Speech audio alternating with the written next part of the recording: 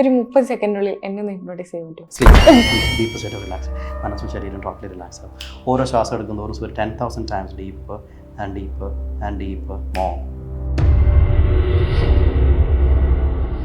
ഒരിക്കലും എഴുന്നേക്കാൻ പറ്റില്ല, എഴുന്നേക്കും തോറും ഹെവി ആയിക്കൊണ്ടേയിരിക്കും. കൈ അനക്കാൻ പറ്റില്ല, കാലും അനക്കാൻ പറ്റില്ല. വ്യക്തിവൈരാഗ്യം വെച്ചിട്ട് ഇതിനെ മിസ്യൂസ് ചെയ്യുന്ന ആളുകൾ ഉണ്ടോ? അങ്ങനെ ഒരിക്കലും വ്യക്തിവൈരാഗ്യം വെച്ച് ചെയ്തില്ലെങ്കിലും അറിവില്ലായ്മ കൊണ്ട് ചിലപ്പോൾ ഈ അവസ്ഥയിലേക്ക് കൊണ്ട് ചാടിക്കാൻ സാധ്യതയുണ്ട്.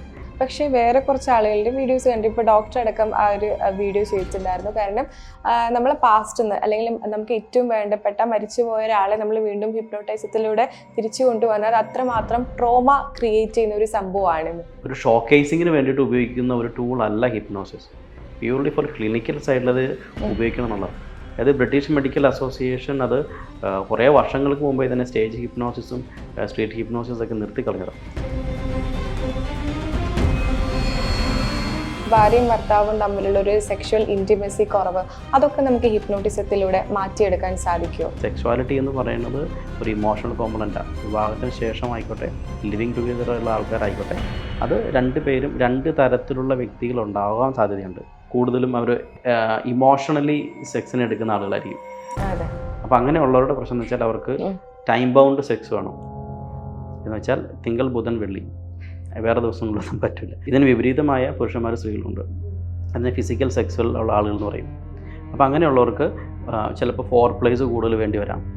അവർ ഭയങ്കര അറ്റാച്ച്ഡ് ആകും, ഭയങ്കര ഫിസിക്കലി കണക്റ്റഡ് ആകും. അവർക്ക് ചിലപ്പോൾ സ്മെല്ലൊക്കെ ഭയങ്കരമായിട്ട് ഇഷ്ടപ്പെടും, നന്നായിട്ട് ഡ്രസ്സ് ചെയ്യപ്പെടും.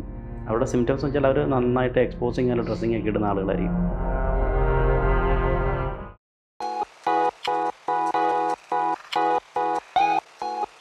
നമസ്കാരം, ഞാൻ സൂര്യ സുജി. ഹിപ്നോട്ടിസത്തെ കുറിച്ച് കൂടുതലായി സംസാരിക്കാൻ ഇന്ന് നമ്മളോടൊപ്പം ഉള്ളത് ക്ലിനിക്കൽ ഹിപ്നോതെറാപ്പിസ്റ്റായ ജിനു ജെയിംസ് ആണ്. നമസ്കാരം. നമസ്കാരം. നമ്മൾ ഈ സിനിമകളിലൊക്കെയാണ് ചെറുപ്പത്തിലൊക്കെ ഈ ഹിപ്നോട്ടിസം എന്നുള്ളൊരു വേർഡ് നമുക്ക് ഫെമിലിയർ ആയിട്ടുണ്ടായിരുന്നത്. ഒരാളെ പെട്ടെന്ന് ബോധം കെടുത്തുക, അവരിലുണ്ടാവുന്ന സീക്രറ്റ്സ് ഒക്കെ ആ ഒരു വ്യക്തി അറിയുക എന്നുള്ളത്. അപ്പൊ നമ്മൾ ആ ഒരു ചെറുപ്പത്തിലൊരു കോമഡി എന്നുള്ളൊരു സംഭവത്തിലാണ് നോക്കിക്കേണ്ടത്. ഇപ്പോഴാണ് കൂടുതൽ ആളുകൾ മെന്റൽ ഹെൽത്തിനെ കുറിച്ച് സംസാരിക്കുന്നു, ഹിപ്നോട്ടിസത്തെ കുറിച്ച് സംസാരിക്കുന്നു. പക്ഷെ മെന്റൽ ഹെൽത്ത് അറിയുന്ന ആളുകൾക്ക് പോലും എന്തിനാണ് ഹിപ്നോട്ടിസം എടുക്കുന്നതെന്നോ ഹിപ്നോട്ടിസത്തിന്റെ ബെനിഫിറ്റ്സിനോ ഒന്നും അറിയാൻ പാടില്ല. അപ്പൊ നമുക്ക് ആദ്യം മുതലേ തുടങ്ങാം. കൃത്യമായി പറഞ്ഞ എന്താണ് ഹിപ്നോട്ടിസം? ശരിക്കും മെന്റൽ ഹെൽത്തിന്റെ കാര്യം പറഞ്ഞപ്പോൾ തന്നെ അത് വെച്ച് തുടങ്ങുകയാണെങ്കിൽ നമ്മുടെ പോസ്റ്റ് കോവിഡ് കേരളത്തിലുള്ള ഇന്ത്യയിൽ തന്നെയാണെങ്കിൽ 28% നമ്മുടെ മെന്റൽ ഹെൽത്ത് അല്ലെങ്കിൽ ആങ്സൈറ്റി ലെവൽ കൂടിയിട്ടുണ്ടെന്ന് പറയാം. അപ്പൊ അതുകൊണ്ട് കുറച്ച് ആളുകൾക്ക് ഇപ്പോൾ ഹിപ്നോസിസിന്റെ യൂസേജ് പറഞ്ഞാൽ മനസ്സിലാകുന്ന രീതിയിലായിട്ടുണ്ട്. പണ്ട് തെറ്റിദ്ധരിച്ചുകൊണ്ടിരുന്നത് സൂര്യ ആദ്യം പറഞ്ഞതുപോലെ എന്തോ മയക്കി കിടത്തി എത്രയോ പ്രശ്നങ്ങളൊക്കെ എടുത്ത് കളയുന്ന ഒരു സംഭവം എന്നുള്ള സിമ്പിൾ പരിപാടിയേ ഉള്ളൂ. നമ്മുടെ ഉപബോധ മനസ്സിനെ ആക്സസ് ചെയ്യുന്ന പ്രോസസ്സാണ് ഹിപ്നോസിസ്. Sub conscious mind. അപ്പോൾ ഈ സബ് കോൺഷ്യസ് മൈൻഡിലേക്ക് വരുമ്പോൾ അവിടെ കുറേ കാര്യങ്ങളുണ്ട്. വെറുതെ ഒരു സബ് കോൺഷ്യസ് മൈൻഡ് എന്ന് പറയുന്നതിനുപരി ഇത് ഫോം ചെയ്യുന്ന കാലഘട്ടം തൊട്ട് കിട്ടിയിരിക്കുന്ന ട്രോമ, ഇമോഷണൽ കോമ്പണൻസ് ഉള്ള സിറ്റുവേഷൻസ് അല്ലെങ്കിൽ ഫോബിയാസ്, ഇതൊക്കെ അഡ്രസ്സ് ചെയ്യപ്പെടേണ്ട സാഹചര്യം ഉണ്ടാവും. അപ്പോൾ അതിനെ പ്രോസസ്സ് ചെയ്യുന്ന ടെക്നിക്കാണ് ഹിപ്നോസിസ് എന്ന് പറയാം. അല്ലാതെ മയക്കിക്കെടുത്തി എൻ്റെ രഹസ്യങ്ങൾ മൊത്തം എടുത്ത് കളയുന്ന ഒരു പരിപാടി അല്ല ഹിപ്നോസിസ്. ഞാൻ തെറ്റിദ്ധരിച്ചിട്ടുണ്ട്. അതുകൊണ്ട് നമുക്ക് ഇപ്പുറത്തെ സൈഡ് വരുമ്പോൾ നമുക്ക് നോർമലി സൈക്കോളജിസ്റ്റുകൾ ഉണ്ട്. ഇവരും നമ്മളെ മൈൻഡ് റിലേറ്റഡ് ആയിട്ടുള്ള കാര്യങ്ങൾ തന്നെയാണ് ചെയ്യുന്നത്. അപ്പൊ ഈ ഒരു സൈക്കോളജിസ്റ്റിന്റെ അടുത്ത് നമ്മൾ പോകുന്നതിൽ ഉപരി എന്ത് ബെനിഫിറ്റ്സ് ആണ് ഇപ്പൊ നമ്മളൊരു ഹിപ്നോതെറാപ്പിസ്റ്റിന്റെ അടുത്ത് പോകുമ്പോൾ കിട്ടുന്നത്? ഈസി ആയിട്ട് പറയുകയാണെങ്കിൽ നമ്മൾ ഒരു കുടം കമഴ്ത്തി വെച്ചിട്ട് വെള്ളം ഒഴിച്ചകത്ത് പോകും? ഇല്ല. കുടം മലത്തി വെക്കുന്നല്ലേ. അപ്പോൾ നമ്മൾ പെരിഫറൽ ആയിട്ട് എന്ത് കൊടുത്തു കഴിഞ്ഞാലും എഫക്റ്റീവ് ആവില്ല. അത് ടൈം എടുക്കും, കുറേ സമയം എടുക്കും. പക്ഷേ ഡയറക്റ്റ്ലി നമുക്ക് പ്രശ്നത്തിലേക്ക് അഡ്രസ്സ് ചെയ്ത് കഴിഞ്ഞാൽ it is easy to manage. അതാണ് ഹിപ്നോസിസിൻ്റെ ബെനിഫിറ്റ്. ഏത് ഹീലിംഗ് ആയിക്കോട്ടെ, ഏത് തരത്തിലുള്ള ഇപ്പോൾ റിലീജിയസ് ബേസ്ഡ് ആയിട്ടുള്ള ഹീലിംഗ് ആയിക്കോട്ടെ, കൗൺസിലിംഗ് ആയിക്കോട്ടെ, മെഡിറ്റേഷൻ ആയിക്കോട്ടെ, എവ്രിതിങ്, മാനിഫെസ്റ്റേഷൻ അടക്കം എല്ലാം ഹിപ്നോസിസിലൂടെ നടക്കത്തുള്ളൂ. കാരണം ഹിപ്നോസിസ് എന്ന് വെച്ചാൽ നമ്മുടെ ഉപബോധ മനസ്സിൻ്റെ പവറിനെ യൂസ് ചെയ്യുന്ന ടെക്നിക്കാണ് ഹിപ്നോസിസ്. നമ്മൾ പോലും അറിയാതെ അത് യൂസ് ചെയ്യുന്നുണ്ട് എല്ലാ നിമിഷവും, എല്ലാ ടൈമിലും. ഈ മാനിഫെസ്റ്റേഷൻ എന്ന് പറയുന്നത് ഉള്ള തന്നെയാണോ?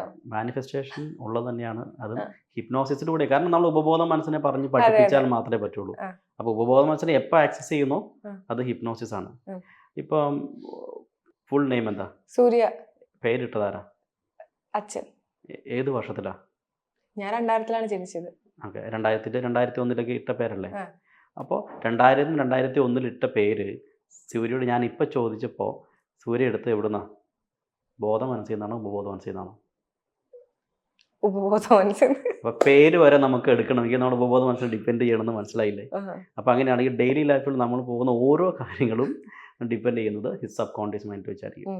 അത് വെച്ചാണ് നമ്മൾ കാര്യങ്ങൾ മുഴുവനും, നമുക്ക് ആഗ്രഹങ്ങൾ, അവരുടെ ഡ്രീംസ് ആയിക്കോട്ടെ, എന്തും നടക്കുന്ന അവിടെ വെച്ചായിരിക്കും. അതേപോലെ തന്നെയായിരിക്കും ട്രോമ ഉണ്ടാകുന്നതും നെഗറ്റീവ് ഇൻഫ്ലിക്ഷൻസ് ഉണ്ടാകുന്നതും പല പല ഇഷ്യൂസ് നമ്മുടെ ലൈഫിൽ ഉണ്ടാകുന്നതും ബിലീഫ് സിസ്റ്റംസ് ക്രിയേറ്റ് ചെയ്യപ്പെടുന്നതും ഒക്കെ അങ്ങനെയായിരിക്കും. ഈ ഹിപ്നോട്ടിസം ചെയ്യുന്ന ആളുകളുണ്ടല്ലോ, ഇപ്പൊ ഡോക്ടർ തന്നെ പറഞ്ഞു ഭയങ്കരമായിട്ട് നെഗറ്റീവ് ഉണ്ടാവാൻ സാധ്യതയുണ്ട്. കൃത്യമായിട്ട് ഹിപ്നോട്ടിസം ചെയ്തില്ലെങ്കിൽ ഒരു വ്യക്തിയുടെ ജീവിതത്തെ പോലും ഇല്ലാതാക്കാൻ ഈ ഹിപ്നോട്ടിസത്തിന് സാധിക്കും അല്ലെ? അപ്പൊ വ്യക്തി വൈരാഗ്യം വെച്ചിട്ട് ഇതിനെ മിസ്യൂസ് ചെയ്യുന്ന ആളുകൾ ഉണ്ടോ? അങ്ങനെ ഒരിക്കലും വ്യക്തി വൈരാഗ്യം വെച്ച് ചെയ്തില്ലെങ്കിലും അറിവില്ലായ്മ കൊണ്ട് ചിലപ്പോൾ ഈ അവസ്ഥയിലേക്ക് കൊണ്ട് ചാടിക്കാൻ സാധ്യതയുണ്ട്. പ്രോപ്പറായിട്ട് ഗൈഡ് ചെയ്യാതെ, എങ്ങനെയാണ് ഹിപ്നോസിസ് യൂസ് ചെയ്യണമെന്ന് അറിയാതെ, അതിന് സ്റ്റേജ് ബൈ സ്റ്റേജ് പ്രോസസ്സ് ഉണ്ട്. അത് യൂസ് ചെയ്യുന്ന ടെക്നിക്കുകളുണ്ട്, പല ടൂളുകൾ ഉപയോഗിക്കേണ്ടി വരും. അപ്പോൾ നമ്മൾ സാധാരണ ഉപയോഗിക്കുന്നത് ഹിപ്നോസിസ് പ്ലസ് CBT എന്ന് പറയുന്ന ഒരു പ്രോസസ്സ് അറിയാലോ. CBT കോഗ്നിറ്റീവ് ബിഹേവിയർ തെറാപ്പി എന്ന് പറയും. സൈക്കോതെറാപ്പിയുടെ പോലെ തന്നെ ഉപയോഗിക്കുന്ന ഒരു ടെക്നിക്കാണ്. അപ്പോൾ ഹിപ്നോസിസ് പ്ലസ് CBT ഒക്കെ കണക്ട് ചെയ്തിട്ടാണ് നമ്മൾ തെറാപ്പിക്ക് യൂസ് ചെയ്യുക. അപ്പോൾ അതിന് ഓരോ കൈൻഡ് ഓഫ് ഇഷ്യൂസിനും, ഫോബിയ ആയിക്കോട്ടെ, ഫോബിയ മാനേജ്മെൻറ്റ് കുറേ ടെക്നിക്കുകളുണ്ട്, കുറേ റൂൾസ് ഉണ്ട്. അഡിക്ഷൻസ് മാനേജ് ചെയ്യുന്നതിന് കുറേ ടെക്നിക്സുകളുണ്ട്. പിന്നെ അതിൻ്റെ ഇമോഷണൽ കത്തേർസിസ് ചെയ്യുന്നതിന് ഓരോ സ്റ്റേജ് ബൈ സ്റ്റേജ് പ്രോസസ്സ് ഉണ്ട്. അത് അഡ്രസ്സ് ചെയ്താൽ മാത്രമേ അതിന് ഇഷ്യൂസ് സോൾവ് ആവുള്ളൂ. ഇല്ലെങ്കിൽ എന്താ സംഭവം എന്ന് വെച്ചാൽ അത് നെഗറ്റീവായിട്ട് അഫക്റ്റ് ചെയ്യാം, പ്രോപ്പറായിട്ട് അഡ്രസ്സ് ചെയ്തില്ലെങ്കിൽ. ഇതറിയാതെയാണ് ചെയ്യുന്ന ആൾക്കാരുണ്ടോന്ന് എനിക്കറിയില്ല, ചിലർ ചെയ്യുന്നുണ്ടോന്ന് എനിക്ക് തോന്നുന്നു. ഇപ്പൊ നമ്മൾ കല്ലെടുത്ത് എറിഞ്ഞാൽ പോലും നമുക്കൊരു ഹിപ്നോട്ടൈസ് ചെയ്യുന്ന ആളുകളെ കാണാം, അത്രയധികം കൂടുതലുണ്ട്. ഒന്നാമത് എനിക്ക് തോന്നുന്നു ഈ സോഷ്യൽ മീഡിയന്റെ ഒരു ഇൻഫ്ലുവൻസ് കൊണ്ടാവും എല്ലാ ആളുകളും ഹിപ്നോട്ടൈസ് ചെയ്യുന്നതാണ്. ഒരു വ്യക്തിനെ പിടിച്ചിരുത്തി നിന്റെ പാസ്റ്റ് ലൈഫിലേക്ക് കൊണ്ടുവരാം, അല്ലെ പാസ്റ്റ് എന്ന് ഒരാളെ കാണിച്ചു തരാം എന്നൊക്കെ പറഞ്ഞ് ഹിപ്നോട്ടൈസ് ചെയ്യുന്ന കാണുന്നുണ്ട്.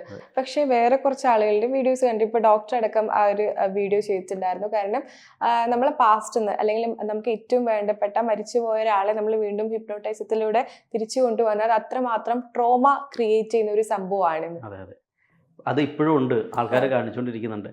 ഞാൻ കാലിക്കറ്റ് പോയി കഴിഞ്ഞ സമയത്ത് അവിടെ ഒരു പ്രോഗ്രാമിന് പോയതാണ്. അപ്പോൾ അവിടെ ചെന്നപ്പോൾ കാലിക്കറ്റ് ബീച്ചിൽ ചെന്ന് പോകാൻ നോക്കിയപ്പോഴും അവിടെ എവിടെ ചെന്നാലും ഇപ്പോൾ സൂര്യ ആദ്യം പറഞ്ഞ ഒരു കല്ലെടുത്തെറിഞ്ഞാൽ ഒരു ഹിപ്നോട്ടിസം തലയിലേക്ക് വീഴുന്ന അവസ്ഥയാണ്.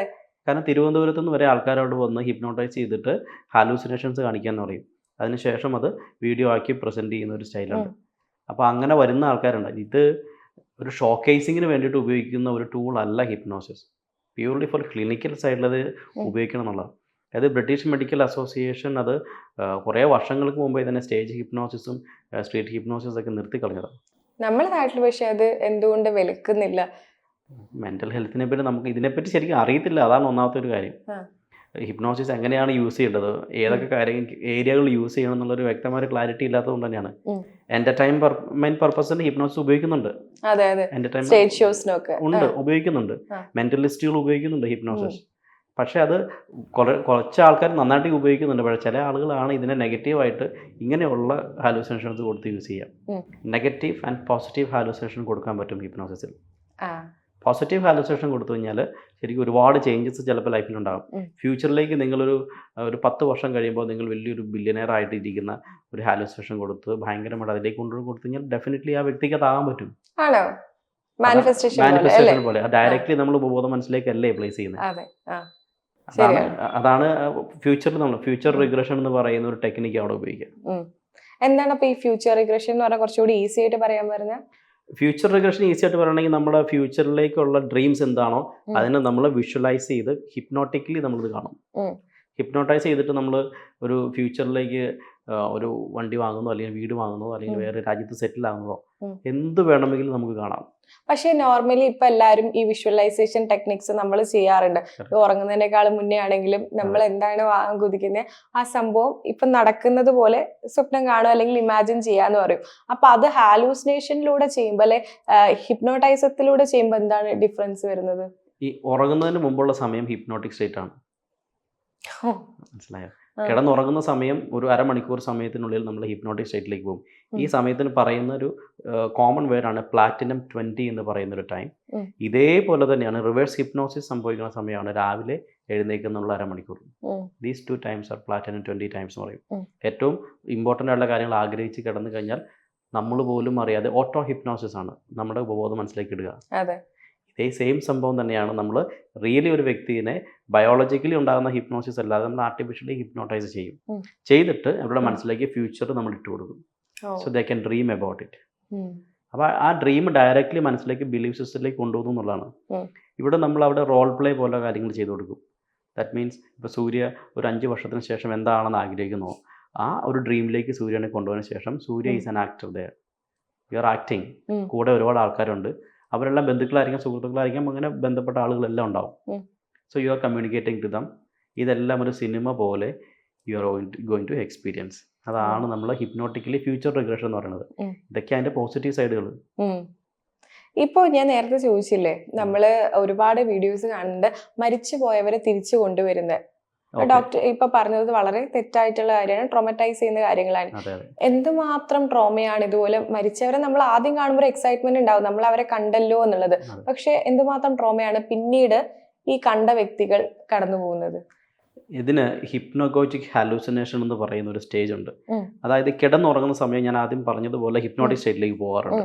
ആ സമയത്ത് പകല് മുഴുവനും നമ്മൾ എന്തൊക്കെ ചിന്തകളിലൂടെയാണോ കടന്നുപോയത് ഇതിനെ മുഴുവനും പ്രോസസ്സ് ചെയ്യുന്ന സമയം നമ്മൾ കിടന്നുറങ്ങുന്ന സമയം.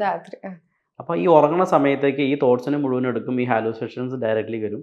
ആ സമയത്ത് പിന്നെ നമുക്ക് ഈ തോട്ട്സ് റിപ്പീറ്റഡ് വരാൻ തുടങ്ങും. അപ്പോൾ കിടന്നുറങ്ങി കഴിയുമ്പോൾ ചിലപ്പോൾ ഇതേപോലെ കാണാം. അങ്ങനെ കണ്ട് പേടിക്കാം. ഒന്ന്. രണ്ടാമത്തെ കേസ് എന്ന് പറയുന്നത് ഇവർക്ക് PTSD എന്ന് പറയുന്ന ഒരു കണ്ടീഷൻ ഉണ്ടാകാം. പോസ്റ്റ് ട്രോമാറ്റിക് സ്ട്രെസ് ഡിസോർഡർ എന്ന് പറയും. PTSD പണ്ടുണ്ടായിരുന്ന ട്രോമയുടെ വീണ്ടും നമ്മൾ ഒരു കുഴപ്പമില്ലാതെ കിടന്ന സാധനത്തിന് വീണ്ടും പൊക്കി എടുക്കുക എന്ന് പറയത്തില്ലേ, അതുണ്ടാവും. മൂന്നാമത്തെ ഏറ്റവും ലേറ്റസ്റ്റ് ആയിട്ട് ഒരുപാട് പഠനങ്ങൾ നടത്തിയിരിക്കുന്ന സംഭവം ഇങ്ങനെയുള്ള ആളുകൾക്ക് സ്കീസോഫ്രീനിയ വരെ ഉണ്ടാവും. സ്കീസോഫ്രീനിയ മീൻസ് അതായത് ഹാലൂസിനേഷൻസ് ഉണ്ടാവുക, അതായത് പല രീതിയിലുള്ള ഓഡിറ്ററി വിഷ്വൽ കാനസറ്റിക് ഹാലൂസിനേഷൻസ് ഉണ്ടാകും എന്ന് പറയുന്ന പോലെ ദേ ഫീൽ ഇറ്റ്. കാരണം നമ്മൾ ഇവർക്ക് കൊടുക്കുമല്ലേ.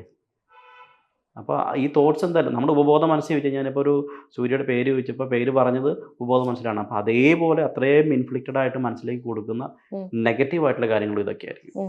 നമ്മൾ ഈ രാത്രി പല പല ട്രോമാസ് കൊണ്ട് ഉറക്കം നഷ്ടപ്പെട്ട ആളുകളുണ്ട്. ഈ ട്രോമാസ് കാരണം ഈ ഉറക്കത്തിനെ ബാലൻസ് ചെയ്യാൻ അല്ലെങ്കിൽ ഈ ഉറക്കം പെർഫെക്റ്റ് ആക്കാൻ പഴയ രീതിയിലേക്ക് കൊണ്ടുവരാൻ ഹിപ്നോട്ടിസത്തിലൂടെ സാധിക്കുമോ? ഹിപ്നോസിലൂടെ ഡെഫിനറ്റ്ലി പറ്റും. അതായത് ഹിപ്നോസിസ് ഒരു പ്രോസസ് അല്ല, ഒരുപാട് ടെക്നിക്കുകളുണ്ട്. ഹാബിറ്റ് റിവേഴ്സൽ ടെക്നിക്കുകൾ എന്ന് പറയുന്ന ടെക്നിക്കുകളുണ്ട്. തോട്ട് സ്റ്റോപ്പിംഗ് പ്രോട്ടോകോൾ എന്ന് പറയുന്ന കാര്യങ്ങളുണ്ട്. പിന്നെ എക്സ്പോഷർ തെറാപ്പി ഉണ്ട്. അങ്ങനെ പല രീതിയിലുണ്ട്. അപ്പോൾ അതിലൊരു ഭാഗമാണ് നമ്മൾ ഇൻസോംനിയ പോലെയുള്ള ഉറക്കക്കുറവ്, ഡിസ്റ്റർബ്ഡ് ആയിട്ടുള്ള ഡ്രീംസ് അല്ലെങ്കിൽ ഉണ്ടാകുന്ന സാഹചര്യത്തിൽ അതിനെ നമ്മൾ റിലീസ് ചെയ്യാൻ വേണ്ടിയിട്ട് ഹിപ്നോസിസ് ഉപയോഗിക്കുക. ഈവൻ ചിലപ്പോൾ നൈറ്റ് മെയർസ് കാരണമായിരിക്കും ചിലപ്പോൾ ഒരു ഉറങ്ങാത്ത ചില പേടിക്കുന്ന കാര്യങ്ങളൊക്കെ കണ്ടുകൊണ്ട് അവരുടെ മൈൻഡ് റിലാക്സ്ഡ് ആക്കി അതിനെ സുഖമായിട്ട് കിടത്തി ഉറക്കാൻ പറ്റും. അവർക്ക് സ്ട്രെസ് ഉണ്ടാവില്ല. സ്ട്രെസ്സും ഇതിൻ്റെ ഒരു മെയിൻ കോൺട്രിബ്യൂഷൻ ആയിരിക്കും. അപ്പോൾ ഹിപ്നോസിസ് ശരിക്കും ഇങ്ങനെയുള്ള കാര്യങ്ങളിലൊക്കെ നന്നായിട്ട് ഉറങ്ങാനും നമ്മളൊരു പോസിറ്റീവ്നെസ് ക്രിയേറ്റ് ചെയ്യാനൊക്കെ ഉപയോഗിക്കുന്ന കാര്യങ്ങളാണ്. ഈ സ്ട്രെസ്സിനെ കുറിച്ച് പറഞ്ഞല്ലോ, സ്ത്രീകൾക്കും പുരുഷന്മാർക്കും എല്ലാവർക്കും ഇപ്പോൾ സ്ട്രെസ് ഉണ്ട്. ഈ സ്ട്രെസ് എന്തുകൊണ്ടാണ് ഇപ്പൊ കൂടുന്നത്? അതോടൊപ്പം തന്നെ ഈ ഹിപ്നോട്ടിസത്തിലൂടെ നമുക്ക് സ്ട്രെസ് കുറയ്ക്കാനുള്ള എന്തെങ്കിലും മാർഗങ്ങളുണ്ടോ? സ്ട്രെസ് എന്താണെന്ന് ഐഡന്റിഫൈ ചെയ്യണം. സ്ട്രെസ്സിന്റെ സിംറ്റംസ് ഐഡന്റിഫൈ ചെയ്യണം. സാധാരണ സ്ത്രീകൾക്ക് സ്ട്രെസ് ഉണ്ടാകുമ്പോൾ അവർക്ക് വരുന്ന സിംറ്റംസ് ആയിരിക്കും ഏറ്റവും ആദ്യം നമ്മൾ നോട്ടീസ് ചെയ്യേണ്ടത്. ഫസ്റ്റ് എന്ന് പറയുന്നത് സ്ത്രീകൾക്ക് മയാൽജിയ എന്ന് പറയുന്ന ഒരു കണ്ടീഷൻ ഉണ്ടാകും. ബോഡി പെയിൻ, ഒരു കാരണമില്ലാതെ വല്ലാത്തൊരു ബോഡി പെയിൻ ഉണ്ടാകും. ദെൻ ബാക്ക് പെയിൻ, പുറത്തിന് നടുവിന് വേദന വരും. സ്ട്രെസ് കൂടി കഴിയുമ്പോൾ ഉറപ്പായിട്ടും ഫസ്റ്റ് ഉണ്ടാകുന്ന ഒരു കണ്ടീഷൻ ആയിരിക്കും. Next is shoulder pain. നമുക്ക് shoulder pain and neck pain start ചെയ്യാൻ തുടങ്ങും. പണ്ടൊക്കെ പറയുന്നുണ്ട് ഏറ്റവും കൂടുതൽ നമുക്ക് സ്ട്രെസ് എടുക്കുമ്പോൾ അല്ലെങ്കിൽ ടെൻഷൻ എടുക്കുമ്പോൾ എല്ലാ ഭാരങ്ങളും ചുമട്ടിൽ ഇട്ടിട്ടെന്ന് പറയുന്നില്ലേ. സിമിലർലി അതൊരു സിമ്പിളായിട്ട് പറയുന്നതാണെങ്കിലും സ്ട്രെസ് എടുക്കുമ്പോൾ നമ്മുടെ ഷോൾഡറിലായിരിക്കും പെയിൻ വരിക. Then we lose our vision. പതുക്കെ കാഴ്ചയ്ക്ക് പതുക്കെ മങ്ങൽ വരാൻ തുടങ്ങും. കാര്യങ്ങൾ ഫോക്കസ് കിട്ടാതെ വരും.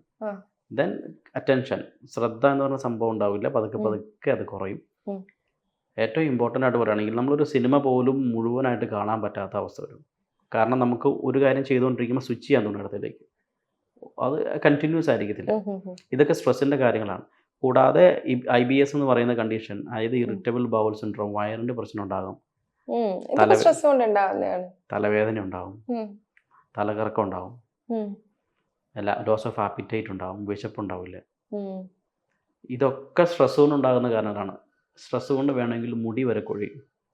സ്ട്രെസ് ഇൻഡ്യൂസ്ഡ് അലോപേഷ്യ എന്ന് പറയും. അങ്ങനെ ഒരുപാട് കേസുകൾ വന്നിട്ടുണ്ട് ഡോക്ടറോട് പറഞ്ഞാൽ. സ്ട്രെസ് പറഞ്ഞപ്പോൾ മുടിയൊക്കെ തന്നെ തിരിച്ചു വന്ന ആളുകളുണ്ട്. ഇത് സ്ത്രീകളിലുണ്ടാകുന്ന ജനറലൈസ്ഡ് ആയിട്ടുള്ള സിംറ്റംസ് ആണ്. ഇതുണ്ടെങ്കിൽ നമുക്ക് മനസ്സിലാക്കിയാൽ മതി നമ്മൾ സ്ട്രെസ്സിലാണ്. നമ്മളറിയില്ല സ്ട്രെസ്സിലാണോ എന്നുള്ള കാര്യം. നമുക്ക് സ്ട്രെസ്സിനെ ഐഡന്റിഫൈ ചെയ്യാൻ അറിയില്ല. സ്ട്രെസ് മൂന്ന് സ്റ്റേജസിലായിരിക്കും സ്ട്രെസ് വരിക. ഫസ്റ്റ് എന്ന് പറയുന്ന ഒരു ക്രിട്ടിക്കൽ എപ്പിസോഡ് എന്ന് പറയുന്ന ഒരു കണ്ടീഷൻ എന്ന് വെച്ചാൽ സ്ട്രെസ്സിനോട് സിമിലർ ആയിട്ടുള്ള ഒരു സിറ്റുവേഷൻ ഉണ്ടായിട്ടുണ്ടാവും. രണ്ടാമത്തെന്ന് പറയുന്നത് അതിൻ്റെ എക്സ്പോഷറാണ്.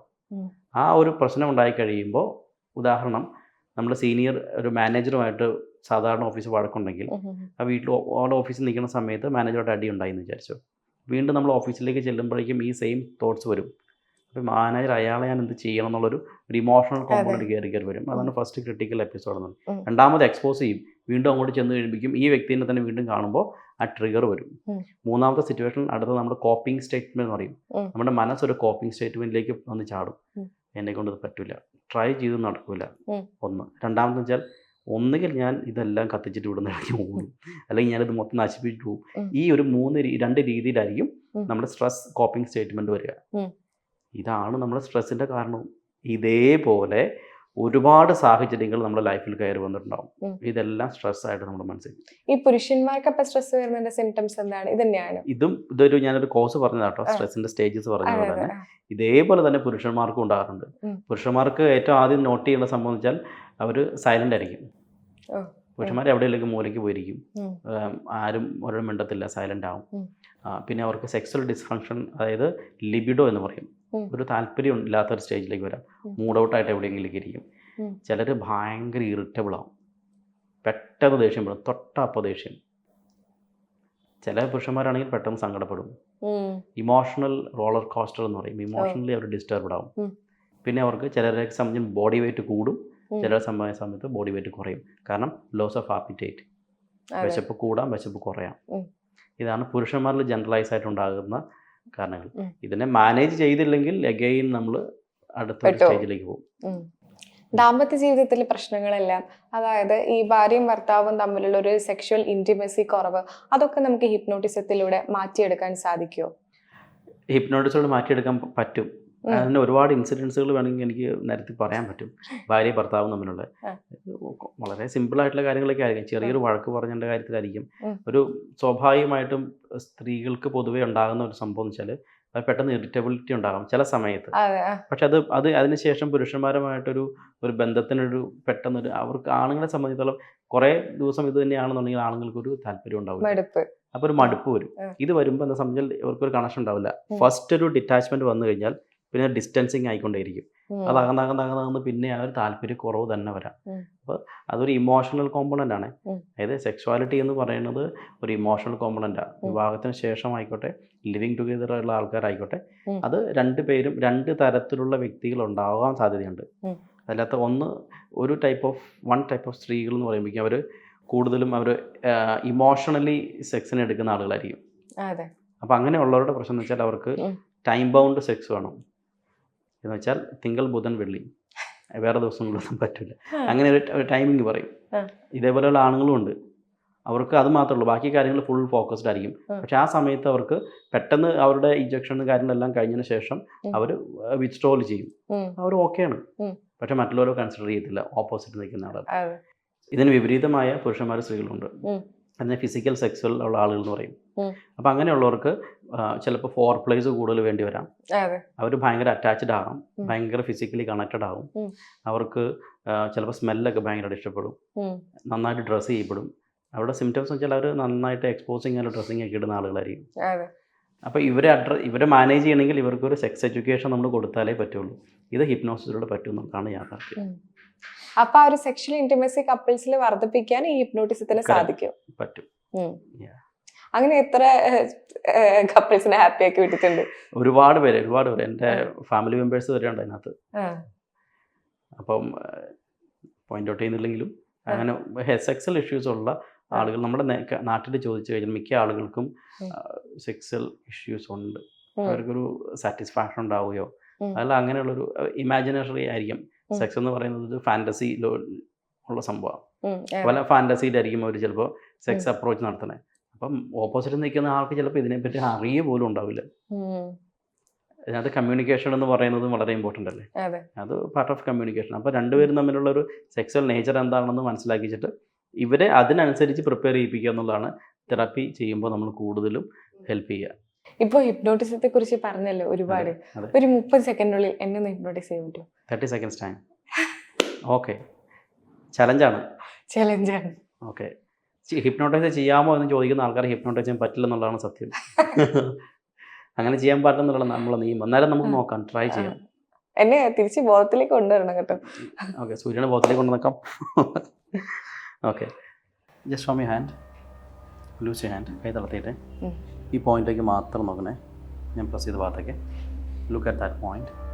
Loose your hand. കൈ തളർത്തിയിട്ട് മുട്ടിൻ്റെ അവിടെ നിന്ന് പതുക്കെ തളർത്തിക്കോട്ടോ. ആ പോയിന്റിലേക്ക് മാത്രം നോക്കണേ. Just focus again. Focus only on that. Focus only on that. Loose your hands again. And Surya, 1 + 1 എത്രയാണ്? 2. 2 + 5. Loose your hands. 7. 3 + 7. Lose your hands. And 8 + 5. Lose your hands. Lose your hands. കൈ തളർത്തിട്ട് lose your hands. Once again. Feel it now. Focus again on that. Yes. സൂര്യ ഇട്ടിരിക്കുന്ന ഡ്രസ്സിൻ്റെ colour ഏതാ? Sleep. Deep state of relax. മനസ്സും ശരീരം totally relax ആവും. ഓരോ ശ്വാസം എടുക്കുന്നതോറും സൂര്യ 10,000 times deeper and deeper and deeper. More deeper. 5, 6, 7, 8, 9, 10. More deep state of relax ആയിരിക്കും. സൂര്യയുടെ മനസ്സിൽ എന്താണ് സൂര്യ ആഗ്രഹിക്കുന്നത്, we can think about it. ആ മനസ്സിലെ ആഗ്രഹം എന്താണത് കറക്റ്റായിട്ട് സൂര്യക്ക് മനസ്സിലിട്ടോ. ഞാൻ കൈ ഒരു താഴേക്ക് ഇടുന്നതോറും സൂര്യ ടോട്ടലി റിലാക്സ്ഡ് ആയിരിക്കും. 10,000 times ഡീപ്പ് സ്റ്റേറ്റ് ഓഫ് റിലാക്സേഷനിലായിരിക്കും. മനസ്സും ശരീരവും പരിപൂർണ്ണമായി റിലാക്സ് ആണ് സൂര്യ. ഇമാജിൻ ലോകത്തിലെ ഏറ്റവും സുഖകരമായ റിലാക്സേഷനിലാണ് സൂര്യ കിടക്കുക. സൂര്യയുടെ ഫ്യൂച്ചറിൽ എന്താണോ സൂര്യ ആഗ്രഹിക്കുന്നത്, ജസ്റ്റ് തിങ്ക് അബൌട്ട് ഇറ്റ്. അതൊരു സിനിമ പോലെ ക്രിയേറ്റ് ചെയ്തു. That is a future regulation. Think that. സൂര്യക്ക് ഒരുപാട് ആഗ്രഹങ്ങളുണ്ട്. And the way you behave, the way you health is, the way your financial state, your family relationship എല്ലാം എങ്ങനെയാണോ സൂര്യ ആഗ്രഹിക്കുന്നത്, ജസ്റ്റ് തിങ്ക് അബൌട്ട്. അതിനകത്ത് സൂര്യയാണ് അതിനകത്തെ നടി, അതിനകത്ത് ആക്ട്രസ് സൂര്യയാണ്. കൂടെ കുറേ ആൾക്കാരുണ്ട്, എല്ലാം ബന്ധുക്കളും സുഹൃത്തുക്കളൊക്കെ ആയിരിക്കാം, ഫ്രണ്ട്സ് ആയിരിക്കാം. Just think about. Feel it now. That is happening now. അത് സംഭവിച്ചുകൊണ്ടിരിക്കുക. മനസ്സിനെ അതേപോലെ പഠിപ്പിച്ചുകൊണ്ടേയിരിക്കുക. Feel that now. അതങ്ങനെ ആയിക്കൊണ്ടേയിരിക്കും. Feel it now. അതോടൊപ്പം സൂര്യയുടെ ശരീരത്തിൻ്റെ ഭാരം മുഴുവൻ ഈ കസേരയിലേക്ക് ആഴ്ന്നിറങ്ങി പോകുന്നത് പോലെ feel more heavier. Think about your future. Just feel it. 1, 2, 3, 4. Bring all your dreams once again. Recreate ചെയ്ത് ഒന്നുകൂടെ മനസ്സിലേക്ക് ക്രിയേറ്റ് ചെയ്തോ. And think that's your future. ഇന്നൊരു സൂര്യ അങ്ങനെ ആയിരിക്കും. നന്നായിട്ട് സംസാരിക്കാനും പറ്റും. വാക്കുകൾക്ക് കൃത്യത ഉണ്ടാകും. The way you speak is more clear. ഓരോ വാക്കുകളും, because you are an amazing journalist. അതുകൊണ്ട് തന്നെ ഒരുപാട് കൃത്യമായിട്ട് അതിനെ എന്ത് ക്വസ്റ്റ്യൻ ചോദിച്ചാലും കൃത്യമായിട്ട് പ്രസൻറ്റ് ചെയ്ത് പബ്ലിക്കിന് ഒരുപാട് ആൾക്കാർക്ക് ചേഞ്ച് വരുത്താൻ പറ്റുന്നതിനെ കൊണ്ടുവരാൻ സൂര്യക്ക് പറ്റും. Feel not relax, more happy, more positive ആയിരിക്കും. സൂര്യ ഏത് സിറ്റുവേഷനിലായിരിക്കുന്നോ ആ സിറ്റുവേഷനിൽ ഹാപ്പി ആയിരിക്കും. ഭയങ്കരമായ പോസിറ്റിവിറ്റി ഉണ്ടാകും. Because it's reality. Feel it now Surya. സൂര്യയുടെ ശരീരത്തിൻ്റെ ഭാരം മുഴുവൻ ഇങ്ങനെ ഈ കസേരയിലേക്ക് ആഴ്ന്നിറങ്ങുന്നത് പോലെ തന്നെ കിടക്കുന്നത് കൊണ്ട് 2 കൈകളും കാലുകളും ഒക്കെ ഈ കസേരയിൽ ഒട്ടിപ്പോയി. ഇനി എഴുന്നേക്കാൻ ശ്രമിക്കും തോറും അത് ഒട്ടിക്കൊണ്ടിരിക്കും. കൈ അനക്കാൻ പറ്റില്ല, കാലും അനക്കാൻ പറ്റില്ല, കണ്ണും തുറക്കാൻ പറ്റില്ല. കണ്ണ് അടഞ്ഞുകൊണ്ടേയിരിക്കും. ലോകത്തിലെ ഏറ്റവും ശക്തിയുള്ള പശ കൊണ്ട് അടച്ചാൽ എങ്ങനെ ഇരിക്കുമോ അതേപോലെ lockdown. 1, 2, 3, 4. My completely stuck. You cannot move. സൂര്യക്ക് എഴുന്നേക്കാൻ പറ്റില്ല. എഴുന്നേക്കും തോറും ഹെവി ആയിക്കൊണ്ടേയിരിക്കും. കൈ അനക്കാൻ പറ്റില്ല, കാലും അനക്കാൻ പറ്റില്ല. പേടിക്കണ്ട, you will be all right. സൂര്യക്ക് ട്രൈ ചെയ്തോ. കൈ അനക്കാൻ പറ്റുമെന്ന് നോക്കി, പൊങ്ങില്ല. കൈ ഹെവി ആയിക്കൊണ്ടേയിരിക്കും. ഹെവിനെസ് കൂടി ഉണ്ട്. 1, മോർ ഹെവിയർ ആണ്. 2, എത്ര ശ്രമിച്ചാലും പൊങ്ങാത്ത രീതിയിൽ കൈ ഹെവിയാണ്. Feel it now. You cannot. ഞാൻ പറയാതെ സൂര്യക്ക് അത് കൈ അനക്കാൻ പറ്റില്ല. Feel it now. കൈ പൊക്കാൻ പറ്റില്ല Surya. Feel it. You cannot. Try ചെയ്തു. ഞാൻ പറഞ്ഞ സ്വപ്നങ്ങൾ, സൂര്യ മനസ്സിൽ ആഗ്രഹിച്ച ഡ്രീംസ് മുഴുവനും മനസ്സിലിട്ടാൽ മാത്രമേ സൂര്യക്ക് കൈ അനക്കാൻ പറ്റുള്ളൂ. Feel it. ഭയങ്കര കോൺഫിഡൻസോടുകൂടി സംസാരിക്കാൻ പറ്റുന്ന വ്യക്തിയാണ്. ഫ്യൂച്ചർ എന്താണോ സൂര്യ ആഗ്രഹിച്ചത് അത് കൃത്യമായിട്ട് മനസ്സിലേക്ക് ഇട്ടോളൂ. That happens. ഹിപ്നോസിസിൻ്റെ സിംറ്റംസ് ഉണ്ട്. ഗാഗ് റിഫ്ലെക്സ്, കണ്ണിൽ വരുന്ന മൂവ്മെൻറ്റ്സ്, ഇതെല്ലാം ഇതിൻ്റെ സിംറ്റംസ് ഉണ്ട്. നോക്കണ്ട. സോ സൂര്യ ആഗ്രഹിക്കുന്ന എന്താണ്, ഞാൻ 5 പേര് എണ്ണുമ്പോഴേക്കും സൂര്യയുടെ മനസ്സിലേക്ക് അത് ലോഡ് ചെയ്ത് 1, ഫീൽ ഇറ്റ്. ജസ്റ്റ് കണ്ണ് തുറക്കാൻ ശ്രമിക്കാൻ പറ്റില്ല. Try to, you cannot. Feel it now. 3. Feel it. Dream. Bring that dreams. ഇത് ഏറ്റവും നല്ല ചോയ്സാണ്. ഉപബോധ മനസ്സ് ഡീപ്പായിട്ട് ആ സംഭവം എടുക്കും. എല്ലാ ദിവസവും ഇതേ സെയിം തോട്ട്സും ഫീലിങ്സും വരികയും ആ ആഗ്രഹിച്ച സംഭവം എന്താണോ അത് നടപ്പാക്കുകയും സൂര്യക്ക് പറ്റുകയും ചെയ്യും. Because that's already happen in your mind. മനസ്സ് സംഭവിച്ചു, ഇനി അത് റിയാലിറ്റിയാണ്, മായ്ക്കാൻ പറ്റില്ല അത് സൂര്യ. That is reality. 4. ഭയങ്കര ശാന്തമായിരിക്കും. ഈ സെഷൻ കഴിയുമ്പോൾ ഭയങ്കരമായിട്ട് റീഫ്രഷ്ഡ് ആയിരിക്കും. സൂര്യ becomes amazingly positive. 4, 5, more deeper. 6, 7, 8, 9, 10.